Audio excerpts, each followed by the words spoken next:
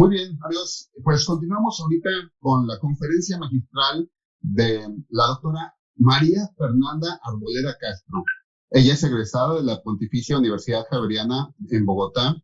Es anestesióloga con una especialidad en medicina del dolor y cuidados paliativos en el Instituto Nacional de la Nutrición Salvador Subirán y por parte de la Universidad Nacional Autónoma de México. Ella tiene un fellowship clínico en anestesia regional, anestesia para cirugía de columna y manejo intervencionista del dolor. Esto es por la Universidad de McGill en Montreal, Canadá. Tiene un postdoctorado en investigación en cuidados de soporte en cáncer y cannabis medicinal de la Universidad de McGill y Santé Cannabis, que es la clínica líder y especializada en la prescripción de cannabis medicinal en la provincia de Quebec, Canadá. Y en la actualidad, la doctora Arboleda, es la directora asociada de investigación de esta clínica de Santé Cannabis. Ella nos va a impartir la conferencia magistral, el uso de cannabinoides en gastroenterología. Adelante, por favor, doctora María Fernanda Arboleda Castro.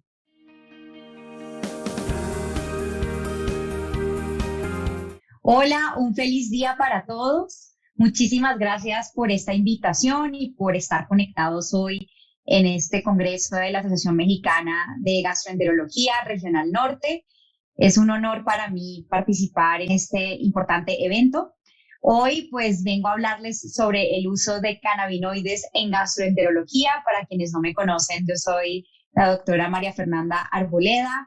Soy médica, anestesióloga, especialista en medicina del dolor y cuidados paliativos del Instituto Nacional de Ciencias Médicas y Nutrición Salvador Subirán y tengo estudios más estudios en manejo del dolor, fellowship clínico en manejo intervencionista del dolor en la Universidad de McGill en Montreal y un postdoctoral research fellowship en cannabis medicinal y cuidados de soporte en cáncer con el Departamento de Oncología de la Universidad de McGill y con Santé Cannabis, pues que es una clínica líder en Canadá en la prescripción de cannabis medicinal. En la clínica hemos visto más de 12,000 pacientes ya para el tratamiento con cannabinoides en diferentes contextos clínicos. Por supuesto que el dolor crónico siendo uno de los principales motivos de consulta, pero poco a poco hemos ido también recibiendo más y más pacientes con algunas condiciones o desórdenes del tracto gastrointestinal, de los cuales iremos hablando más adelante. Entonces, bueno, sin más preámbulos, vamos a dar inicio. Yo no tengo ningún conflicto de interés que declarar en esta oportunidad. Ya no trabajo para ninguna compañía de cannabis y en la actualidad soy la directora asociada de investigación de Santé Cannabis, esta clínica líder en Canadá de la cual les estaba hablando hace un momento.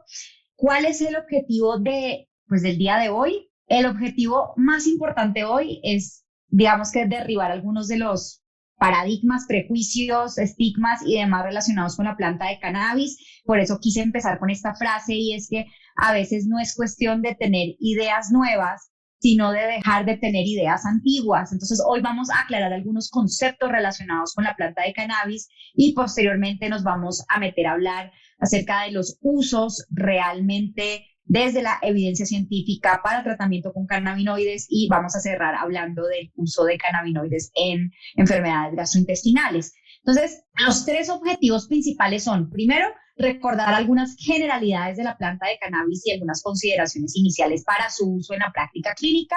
Segundo, voy a mencionar en qué condiciones médicas es en las que hay mayor evidencia y de mejor calidad.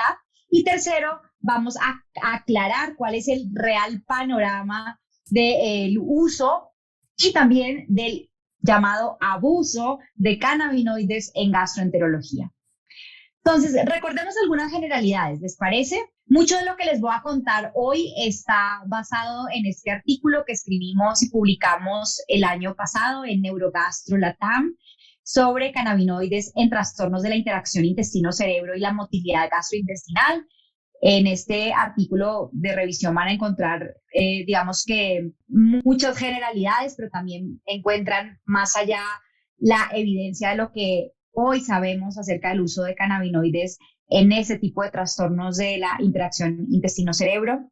Y parte de lo que inicia en este artículo habla sobre la planta y cómo hoy sabemos que, bueno, esta es una planta milenaria, ¿no? Ustedes saben que hay reportes de su uso desde casi el 3000 antes de Cristo. Se utilizaba en esa época para el control de crisis convulsivas, para enfermedades mentales, inclusive como analgésico durante el parto, entre otras cosas. Hoy sabemos que entonces esta es una planta, como les digo, milenaria, es una de las más antiguas en la historia de la humanidad, tiene una historia bastante interesante para el que le interese la historia y pues realmente cuando nos vamos a hablar de la taxonomía, de la clasificación, sabemos que ella pertenece a la familia de las cannabáceas, al género Cannabis sativa, así es como lo debemos realmente denominar, y de Cannabis sativa tenemos subespecies, Cannabis sativa sativa, sativa indica, sativa ruderalis, etcétera, etcétera. Entonces, digamos que de aquí quería dar este punto de partida, recordarles que la planta de cannabis tiene múltiples compuestos químicos, estamos hablando de más de 500 reportados en la literatura médica, de los cuales pues contamos con los cannabinoides, con los terpenos, flavonoides, ácidos grasos, entre otros. Hoy me voy a concentrar a hablarles sobre los cannabinoides, que son los que realmente utilizamos hoy en la práctica clínica. Dentro de los cannabinoides, pues digamos que seguramente los que ustedes más han escuchado pues son el THC y el CBD, ¿verdad? Ya lo hemos visto en otras oportunidades en las cuales de pronto nos hemos encontrado en otros espacios como este y hemos dicho que los cannabinoides, hoy hay más de 100 reportados en la literatura, pero nos enfocamos en el THC y en el CBD o el delta 9 tetrahidrocannabinol y el cannabidiol, porque estos son los más abundantes en la planta y los que más se han estudiado en seres humanos en algunos estudios que les voy a mostrar más adelante. Digamos que también es importante, por supuesto, considerar a los terpenos, a los ácidos grasos y a otros compuestos de la planta. De hecho, hoy hablamos de un posible efecto sinérgico al cual se le conoce como el efecto entourage o efecto séquito, en donde se piensa que los cannabinoides, los terpenos y otros compuestos de la planta actúan de forma conjunta y tienen esta sinergia para producir el efecto terapéutico esperado. Cada vez tenemos un mayor entendimiento sobre el sistema endocannabinoide, ¿verdad? Hoy sabemos que, bueno, este sistema que fue descrito apenas en los años 90, poco a poco hemos ido conociendo más y más de este sistema que consiste en una triada, ¿no? Un ensamble de 3 de receptores que ustedes pueden ver ahí en la imagen, los receptores cannabinoides. Tenemos hoy a los receptores CB1 y CB2, principalmente, que son los que más se han estudiado, pero hay otros que se están estudiando y hay inclusive un vínculo del sistema endocannabinoide con otros receptores como los TRPV, como los serotoninérgicos 5-HT, entre otros. Entonces, ahí tienen ustedes a los receptores. Sabemos que la distribución de estos receptores pues va a ser variable, sobre todo los receptores CB1 están en mayor concentración a nivel del sistema nervioso central, los CB2 principalmente a nivel periférico, sobre todo en sistema inmunológico, pero nos encontramos también receptores CB1 a nivel periférico. El tracto gastrointestinal, ahorita ya vamos a ver, está plagado de receptores CB1. Entonces, digamos que sí la mayor densidad a nivel del sistema nervioso central para los CB1, pero los encontramos también a nivel periférico. Y los CB2 están principalmente a nivel periférico, pero podemos encontrar algunos receptores CB2 a nivel central, por ejemplo, en la microglia. Segundo compuesto de esta triada o de este ensamble, los cannabinoides endógenos o los endocannabinoides. Tenemos, digamos que los dos principales cannabinoides endógenos que se han estudiado, por un lado son la anandamida o N-araquidonoil-etanolamida, que es el real nombre. Anandamida es como el nombre que le hemos apodado a este cannabinoide endógeno, y el 2-araquidonoilglicerolo 2-AG. Y tercera parte de esta triada o de este ensamble del sistema endocannabinoide está dado por las enzimas que sintetizan y que degradan a estos cannabinoides endógenos. Entonces, digamos que en esta imagen de pronto podemos ver un poco más claro cómo los cannabinoides endógenos se producen a demanda en la membrana postsináptica de forma particular. Ustedes pueden ver, por ejemplo, aquí está la anandamida de la cual ya les hablaba ahorita. A través de la enzima NAPE se va a sintetizar y aquí tenemos al a la enzima diacilglicerol lipasa, sintetizando aldosaraquidonilglicerol. Estos se van a encontrar con su receptor en la membrana presináptica, es decir, que de forma retrógrada se van a ir hacia la membrana presináptica y pues van a ejercer su acción. Estos se degradan, como les decía, a través de enzimas específicas como la FA, que es una enzima muy importante a tener en cuenta dentro de este proceso. Y digamos que ustedes dirán, bueno, ¿para qué es que realmente sirve este sistema endocannabinoide o qué impacto tiene? Hoy sabemos que el sistema endocannabinoide participa en múltiples funciones a nivel de nuestro organismo, regulando, produciendo lo que pues conocemos como homeostasis, generando este equilibrio o este balance. Hoy hablamos inclusive de un tono del sistema endocannabinoide. Cuando perdemos ese tono es cuando tenemos problemas y por eso hoy sabemos, o una de las teorías que tenemos es que al dar cannabinoides exógenos de la planta regresamos al equilibrio de este sistema endocannabinoide, el cual, como les digo, participa, por ejemplo, en diversas funciones como en el sistema cardiovascular, sistema inmunológico, en las vías del dolor, en el ciclo del sueño-vigilia, plasticidad sináptica, memoria, en la parte también de emociones y pues en el tracto gastrointestinal. Digamos que de forma importante sabemos hoy que el sistema endocannabinoide participa en la motilidad, secreción, inflamación, mantenimiento de la integridad de la barrera epitelial, entre otras cosas.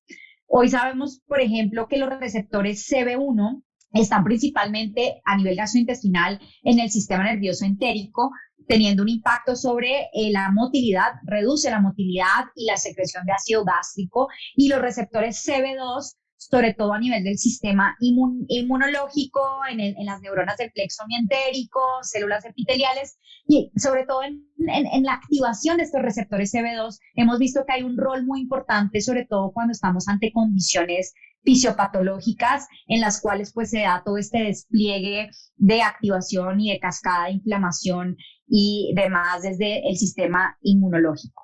Ahora bien, creo que esta es una de las diapositivas más importantes que quiero dejarles hoy y es cuáles son los reales efectos terapéuticos que hemos visto hoy tanto para el delta 9 tetrahidrocannabinol o THC en cortico y para el cannabidiol o CBD en cortico, que es como los hemos abreviado. Digamos que el THC, por supuesto, es uno de los cannabinoides más famosos, ¿verdad? Es al que se le ha dado esta connotación negativa, hemos llegado hasta el punto de satanizarlo, de condenarlo, pero yo siempre les digo, ya no satanicemos, ya no condenemos más al THC. Si bien es cierto que el THC, al ser un agonista parcial de estos receptores CB1 y CB2, de los cuales ya les vengo hablando, va a generar esta psicoactividad, esta sensación de euforia, de bienestar, de placer, o inclusive a quien se le va la mano hablando del uso recreativo o lúdico, vamos a encontrar que hay un efecto inclusive desde ansiedad, paranoia, ataques de pánico y demás, o episodios psicóticos. Esto se queda para el mundo no médico. Nosotros ya no decimos uso recreativo o lúdico, decimos uso no médico o uso adulto del cannabis, es la nueva nomenclatura que estamos utilizando. Entonces, cuando hablamos del uso del THC específicamente para fines medicinales, las dosis que utilizamos son sumamente bajas, son dosis que no tienen nada que ver con las concentraciones que se utilizan para fines no médicos o recreativo o lúdico. Y el THC, de acuerdo con la evidencia científica, nos ha mostrado, por ejemplo, tener un impacto importante para reducir el dolor crónico, principalmente el dolor crónico neuropático, es el que además se ha estudiado en estos contextos. Por ejemplo, pacientes con neuropatías diabéticas dolorosas, fibromialgia, radiculopatías, entre otras. El THC también ha mostrado mejorar calidad de sueño en pacientes, sobre todo, por ejemplo, con trastornos de estrés postraumático, con estos terrores nocturnos que se viven en estos pacientes. Hay una mejoría en la calidad de sueño, o los mismos pacientes con dolor crónico de forma secundaria vemos una mejoría en la calidad de sueño. El THC, para nadie es un secreto que quien fuma marihuana después de fumar da mucha hambre. A eso le hemos llamado el famoso monchis. Los médicos usamos esa monchis a nuestro favor para incrementar apetito, sobre todo en pacientes con VIH y con cáncer. en estos síndromes de anorexia, caquexia. El THC también mejora las náuseas y el vómito inducidos por quimioterapia. Esto es muy importante. Es el THC, no el CBD, el que ha mostrado controlar esta sintomatología que es pues bastante frecuente en los pacientes que se someten a quimioterapia. Entonces ahí tienen ustedes al THC, y si nos vamos ahora a la contraparte, que es el cannabidiol o CBD, que es el que se ha hecho más famoso, ¿no? Tenemos un boom de CBD hoy, todo el mundo quiere ahorita usar CBD. Digamos que el CBD sí es psicoactivo, ojo, quiero aclarar esto porque hay quienes dicen es que el THC es psicoactivo y el CBD es no psicoactivo. No, sí, ambos son psicoactivos. El CBD actúa a nivel del sistema nervioso central, tiene un impacto, por ejemplo, para el control de crisis convulsivas en pacientes con epilepsias refractarias, reduce los niveles de ansiedad, es ansiolítico, sobre todo en casos de trastornos de ansiedad social. Entonces sí es psicoactivo, pero no produce la intoxicación que vemos asociada a las altas concentraciones de THC. Sabemos hoy por hoy que dentro de los mecanismos de acción del CBD, pues es una molécula que es multidiana, tiene diferentes, digamos, receptores en los cuales hay actividad. Sabemos que hay una relación muy cercana con los receptores vaniloides TRPV, con los PPAR gamma, e inclusive, como ustedes pueden ver ahí también, con los receptores 5-HT1A. Entonces, vemos cómo el CBD tiene un impacto importante sobre la reducción de radicales libres, neuroprotección y pues todo este efecto antiinflamatorio también que estamos viendo tan importante para el cannabidiol, que inclusive nos produce o nos genera este cuestionamiento acerca de si realmente el CBD puede tener un impacto en, por ejemplo, enfermedad inflamatoria intestinal, como la enfermedad de Crohn o colitis ulcerativa. Sobre todo la enfermedad de Crohn es una de las que más se ha estudiado en este contexto con específicamente CBD, ya lo voy a mostrar en un momento. Ahora bien, desde el punto de vista, digamos que de la farmacocinética y de las diferentes vías de administración, este es un artículo que escribimos con el equipo con el que trabajo en Canadá. Lo publicamos en el Annals of Palliative Medicine en 2018, y en este quiero llamar la atención de este artículo en la tabla número 2, en donde vemos, digamos que la diferencia de entre los métodos o las vías de administración, como la vía de administración inhalada versus la vía de administración oral. ¿Cuál es la diferencia realmente? Hoy sabemos que cuando se inhala la flor seca de cannabis, cuando digo inhalar me refiero a fumar, ya sea con un cigarro, con una pipa, con un vaporizador. Sabemos que los cannabinoides están en su forma ácida. Por ejemplo, el THC está en su forma de THCA, el CBD en su forma de CBDA. Se tiene que descarboxilar para activarse. Para que se dé esa descarboxilación se debe elevar la temperatura. Por eso, dentro de un cigarro, pues se activan todos estos cannabinoides, terpenos y demás. Y sin embargo, cuando utilizamos un cigarro, pues estamos ante unas temperaturas bárbaras de 700 grados centígrados o más. Esto produce, por supuesto, combustión y todos estos tóxicos a nivel pulmonar que debemos tener en cuenta. Entonces, nosotros hoy en la práctica clínica, sobre todo en Canadá, recomendamos la utilización de flor seca, sí, pero a través de vaporizadores, que son dispositivos especiales donde se administra la flor seca, se controla la temperatura y se evita esta combustión y todos estos tóxicos, parabenos, monóxido de carbono y demás a nivel pulmonar. ¿Qué es importante de esto? Que el efecto cuando consumimos el cannabis por vía inhalada es inmediato. A los 3 minutos tenemos un efecto, pero la duración de acción es muy corta, no son más de 2 a 4 horas, versus la vía oral, donde tenemos que casi que tarda casi 1 hora o hora y media en que tengamos un efecto, pero la duración de acción de la vía oral, generalmente sublingual, es de 8 a 12 horas o más. Entonces, digamos que esta gráfica nos puede mostrarnos un poco más cómo es que ocurre esto, y es que la vía entonces inhalada es efecto inmediato, pero dura muy poco en el tiempo. La vía oral tarda más, pero se mantiene. Esto, por ejemplo, para ponerlo en práctica en un paciente con dolor crónico, lo que hacemos es que para ese dolor basal que necesito que dure en el tiempo, pues vamos a dar algo por vía oral, este aceite generalmente, o los extractos por vía oral. Y para este dolor, estas crisis de dolor, a lo que llamamos dolor episódico, pues necesitamos algo que actúe ya. Y lo que actúa ya, pues es la vía inhalada. Entonces empezamos a combinar las dos vías de administración. Ahora, para el caso de América Latina, ojo, porque en los países de América Latina donde se ha aprobado ya el uso medicinal del cannabis, lo que se ha autorizado son los extractos por vía oral, no se ha autorizado la utilización de flor seca por vía inhalada. Ahora, el uso del cannabis exige la consideración de varios puntos.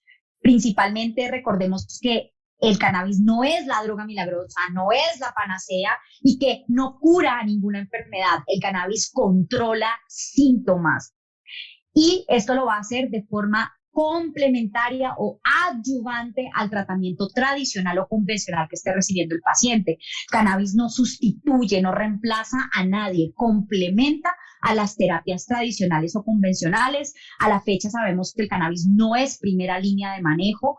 Debemos primero agotar otras opciones antes de pensar pues en el cannabis como parte del tratamiento y como les digo es un coadyuvante. Entonces si tengo por ejemplo un paciente con epilepsia refractaria, el paciente está con epilepsia, está con sus antiepilépticos como clobazam, ácido valproico, etcétera, agregamos al CBD para el control de crisis convulsivas y en forma conjunta vamos a tener un control de estas crisis.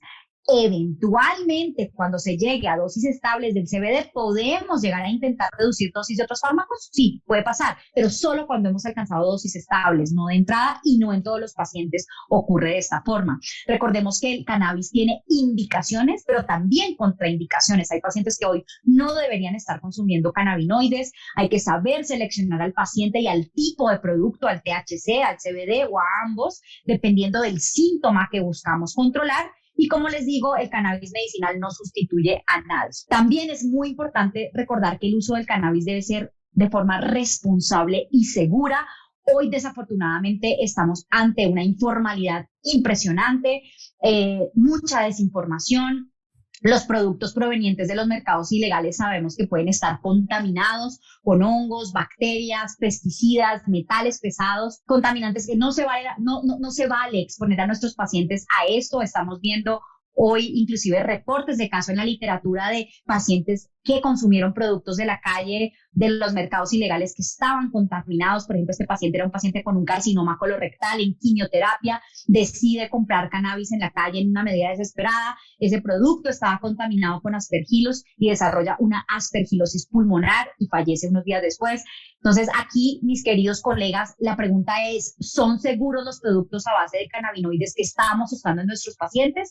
Digamos que ha habido, como les digo, una explosión en el mercado, sobre todo con los productos de CBD. Este es un artículo que se publicó en JAMA en 2019 que me gusta mucho y pues realmente es preocupante lo que se está dando hoy porque ustedes van a comprar ropa y les venden CBD, zapatos y les venden CBD, comida y les venden CBD, por todo lado hay CBD y digamos que sobre todo se está vendiendo en forma de suplementos alimenticios.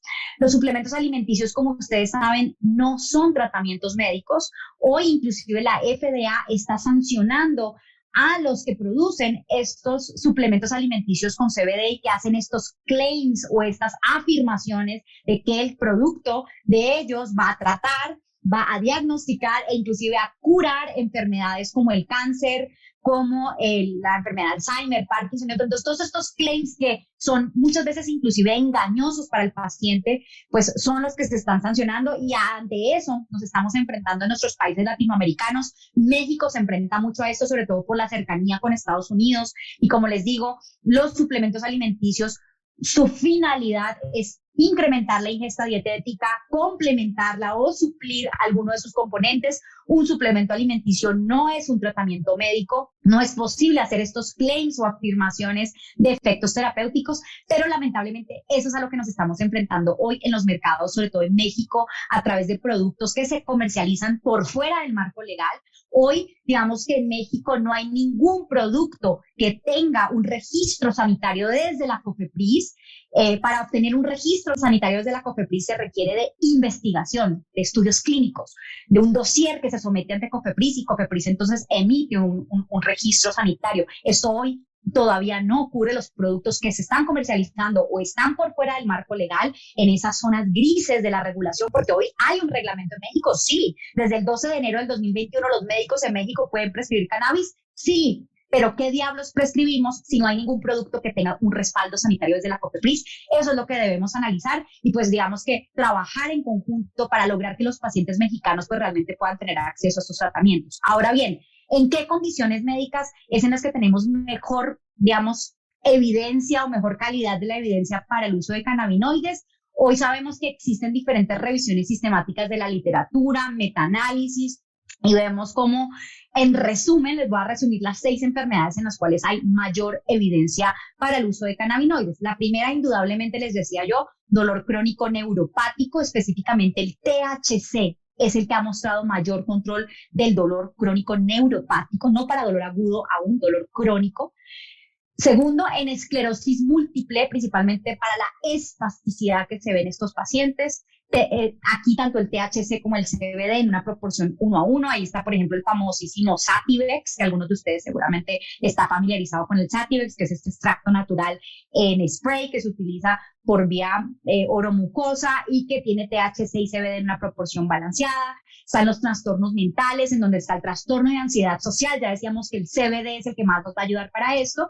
Y el trastorno de estrés postraumático, en donde tanto el THC como el CBD pues van a ser útiles. En Canadá, por ejemplo, el gobierno canadiense cubre el tratamiento a los veteranos de la guerra con cannabinoides para el tratamiento de trastorno por estrés postraumático. Continuando con la lista de enfermedades, náuseas y vómitos secundarios a la quimioterapia tiene, digamos, una evidencia importante. Específicamente, ya les decía yo, el THC. Está, por ejemplo, el caso de la nabilona, que en México tuvieron en algún punto nabilona. La nabilona es un análogo sintético del THC que se aprobó por la FDA en los años 80 para el control de náuseas y vómitos inducidos por quimioterapia. Está la epilepsia refractaria, que ya decíamos que es el CBD el que ha ayudado a controlar las crisis convulsivas, específicamente en el síndrome de Lennox-Gastaut, Dravet y esclerosis tuberosa. Y la anorexia en pacientes con VIH y cáncer. Aquí tenemos, por ejemplo, al dronabinol o el marinol, principalmente en Estados Unidos, aprobado por la FDA para incrementar apetito en estos pacientes con VIH. Inicialmente fue lo que se aprobó en los años 90. Entonces, ahí están las 6 enfermedades. Si quisiéramos agregar una séptima, podemos hablar de la enfermedad de Parkinson, en donde, sobre todo para el control de síntomas no motores, como la psicosis, la ansiedad, los trastornos del sueño REM, el CBD ha mostrado pues tener un impacto significativo en estas condiciones. Aquí está entonces, como les decía, tenemos a los cannabinoides, tenemos digamos que 2 vertientes, a los cannabinoides farmacéuticos o de prescripción y a los cannabinoides naturales. Dentro de los farmacéuticos o de prescripción, pues aquí tienen a la nabilona, que ya hablábamos, al dronabinol, al Sativex o nabiximoles, y por último al Epidiolex, que es este famosísimo CBD purificado al 98% que fue aprobado por la FDA en 2018 para el control de crisis en epilepsias refractarias. Estos son los que se han hecho estos estudios fase 1, 2, 3, etcétera. Y por otro lado tenemos a los cannabinoides naturales, donde está la flor seca y los extractos o aceites que ya mencionábamos previamente. Entonces es muy importante que ustedes, digamos, tengan en cuenta que a la hora de escoger el tratamiento con cannabinoides debemos saber qué síntomas es el que buscamos controlar para saber si escogemos. Hay 3 opciones, digamos que 3 categorías: productos ricos en THC, ricos en CBD o THC-CBD balanceado en una proporción 1:1, repito, dependiendo del síntoma. Esto no me lo inventé, esto viene sobre todo de la experiencia que tenemos nosotros en la clínica en Canadá. Este es un artículo que acaba de salir del horno, lo acabamos de publicar en el Complementary Therapies in Medicine. Es el modelo de cuidado que tenemos de atención en nuestra clínica Santé Cannabis. Aquí ustedes pueden ver en este artículo pues todo cómo es que funciona desde que el paciente llega a la clínica hasta que realmente se prescribe, recordando que esto no es para cualquiera, que hay que hacer una historia clínica completa. Este es un artículo, más bien un libro que acabamos también de publicar. En el libro, este capítulo habla sobre las recomendaciones prácticas, en donde ustedes van a encontrar cómo es que realmente se prescriben los cannabinoides. Y a raíz de esto, pues he diseñado un taller de prescripción. Si a ustedes les interesa este taller de prescripción responsable y segura de cannabinoides, lo estoy realizando de forma continua. Este taller, el último lo acabo de hacer en este mes de agosto. el mes pasado, y el taller tiene un respaldo académico desde el Tecnológico de Monterrey, es decir, si ustedes hacen el taller conmigo, van a recibir un diploma desde el TEC de Monterrey y está también avalado por el Centro Algia para la Educación en Salud. Ya para cerrar, porque sé que se me acabó el tiempo, ¿cuál es el panorama entonces del efecto terapéutico de los cannabinoides en gastroenterología? Este artículo me encanta porque aquí nos muestra realmente qué es lo que se ha hecho a la fecha desde el punto de vista de investigación. Vemos que, por ejemplo, a nivel esofágico se reduce la presión del esfínter esofágico inferior, sobre todo cuando se utiliza THC de forma transitoria o a corto plazo. Pero si el consumo de THC persiste, inclusive se ha visto en algunos estudios datos de hipertensión a nivel de la presión en este esfínter esofágico inferior. Vemos que se reduce la relajación transitoria del esfínter. A nivel gástrico, por ejemplo, vemos cómo hay una reducción en la motilidad y en el vaciamiento gástrico. Esto es muy interesante porque fíjense que en mujeres sanas a quienes se les ha administrado dronabinol, vemos que ha habido un retraso en este vaciamiento gástrico, pero de forma paradójica vemos como las personas que tienen, por ejemplo, gastroparesia refractaria, hay un impacto en el control de los síntomas en estos pacientes, sobre todo una mejoría en el dolor abdominal de estos pacientes. Vemos cómo también a nivel gástrico se mejoran las náuseas y vómito, sobre todo asociados a quimioterapia que ya veíamos hace un rato. A nivel del colon, vemos que hay una reducción en la motilidad, pueden incrementar algunos síntomas asociados al síndrome de intestino irritable, por ejemplo, como lo pueden ver en la imagen. A nivel hepático, por ejemplo, vemos cómo incrementa la expresión de receptores cannabinoides, tanto en enfermedad aguda como crónica. Hay algunos estudios que inclusive nos hablan de cómo las personas que consumieron cannabinoides tuvieron mejores outcomes, sobre todo en pacientes infectados con virus de hepatitis C, pero pues también se habla de un posible rol del desarrollo de la fibrogénesis o fibrosis a nivel hepático. Entonces, digamos que al haber resultados tan controversiales y tan divergentes, esto nos habla de que todavía hace falta mucha más investigación al respecto. Y a nivel de páncreas, vemos cómo se ha visto alguna reducción a nivel de la inflamación que se asocia con la pancreatitis, pero a su vez también se ha visto que el consumo crónico pesado de cannabis, hablando específicamente del uso no médico, puede ser un causante de pancreatitis aguda. Todavía no sabemos bien, hay algunos estudios que nos hablan inclusive de un manejo del dolor en la pancreatitis crónica con cannabinoides, pero pues esto todavía requiere pues de más estudios. Finalmente, en la enfermedad inflamatoria intestinal, como les decía, es una de las que más se ha estudiado, específicamente la enfermedad de Crohn.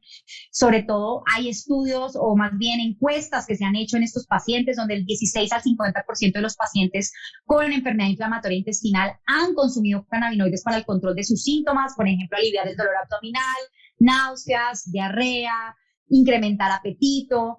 La mayoría de estudios han sido realizados con THC inhalado. Una de las personas que más ha estudiado esto es la doctora Naftali en Israel y pues ella, por ejemplo, ha mostrado algunos beneficios, sí, pero todavía no lo suficiente como para hablar que haya, por ejemplo, una modificación sobre la enfermedad. Ha habido también exploración con CBD en este tipo de enfermedades. Sin embargo, pues no se han mostrado aún buenos resultados. Hay algunos, digamos, cuestionamientos sobre las dosis que se han utilizado en estos estudios. Quizás son dosis muy bajas, entre 10 y 20 miligramos de CBD, que quizás se puede estar quedando corto para el control o este efecto antiinflamatorio que se estaría buscando en estas condiciones. Finalmente, ya para terminar, los prometo, en el síndrome de hiperemesis cannabinoide es súper importante que ustedes lo tengan en cuenta, sobre todo como gastroenterólogos se están enfrentando a esta situación, pacientes que llegan a los servicios de urgencias con vómito cíclico, incoercible, nada controla este vómito, se hacen múltiples estudios, todo sale normal y nos hace falta la pregunta del millón, como decimos, que es, ¿el paciente es un consumidor de cannabis o no? Recuerden que el síndrome de hiperemesis cannabinoide se relaciona sobre todo con quienes están consumiendo cannabis para fines no médicos, un consumo pesado, generalmente personas que inclusive sufren de este famoso trastorno por consumo de cannabis, lo que antes llamábamos dependencia o abuso, que está muy bien descrito en el DSM-5. Y digamos que síndrome de hiperemesis cannabinoide es reciente, está incluido dentro de los criterios de Roma 4, en donde se incluyó dentro de los diagnósticos de trastornos funcionales gastrointestinales. En el artículo que escribimos, que les comentaba al inicio, ahí pueden encontrar esta tabla en donde se establece pues realmente cuáles son estos criterios diagnósticos desde los criterios de Roma 4, en donde hay episodios cíclicos, está asociado a consumo pesado de cannabis. Generalmente el vómito solo cede cuando se suspende el consumo de cannabis, y hay algo muy, muy característico en estos pacientes, y es que hay baños compulsivos con agua caliente, agua muy caliente, a más de 40 grados centígrados. Generalmente son hombres menores de 50 años en quienes vamos a encontrar esto. Generalmente es un consumo regular de cannabis por más de un año, al menos 4 veces por semana es lo que estamos empezando a ver en estudios más recientes. Y como les digo, baños con agua muy caliente de forma compulsiva es lo único que alivia los síntomas. Este síndrome, estamos teniendo algunas ideas de tratamientos que podemos estar proponiendo. Esta es una gráfica que viene en el artículo que publicamos, en donde, como les digo, el gol estándar es suspender el consumo de cannabis, pero para esto es esencial la educación al paciente.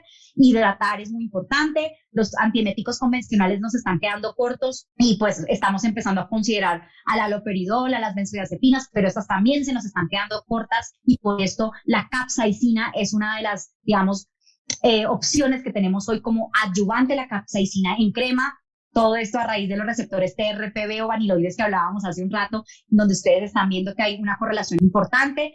Aplicamos capsaicina a nivel abdominal y en la región posterior de los brazos, y esto nos está ayudando a controlar estos episodios cíclicos de vómito. Es importante evitar la administración de opioides en estos pacientes y pues involucrar a todo un equipo multidisciplinario, involucrar al paciente en todo un programa de detox para pues el cannabis, para dejar de consumir cannabis, y siempre dejen documentado esto en la historia clínica, este uso problemático de cannabis, porque pues va a ayudar a otros cuando el paciente llegue a urgencias con la misma situación, porque no sabemos que no es fácil suspenderlo. Entonces, mensajes que les dejo para llevar a casa: siempre determinen, aterricen las expectativas del paciente. Nosotros mismos como médicos aterricemos las expectativas que tenemos desde la evidencia científica.